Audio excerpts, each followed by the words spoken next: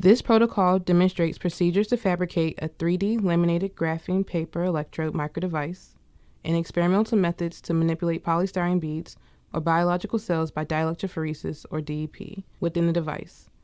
From this point on, we will refer to dielectrophoresis as DEP. The fabrication of device is accomplished by first alternately stacking in layers of 50 micron graphene paper and N-1 layers of 100 micron pressure-sensitive polymer tape, yielding half signal and half ground electrodes.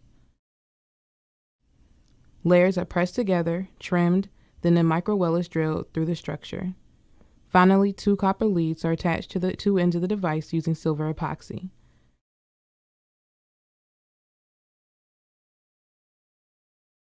The second step is to prepare DEP media with desired conductivity.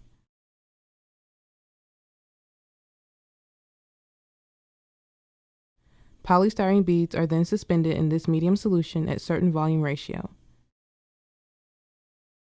The third and last step is loading the device with the prepared bead suspension, mounting it onto the microscope stage, connecting the device to a function generator, and eventually initiating the DEP.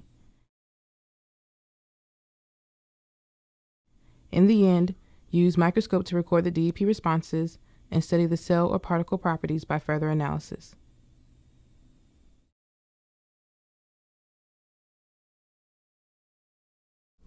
Graphene is a versatile material utilized for its strength as well as its thermal and electrical properties.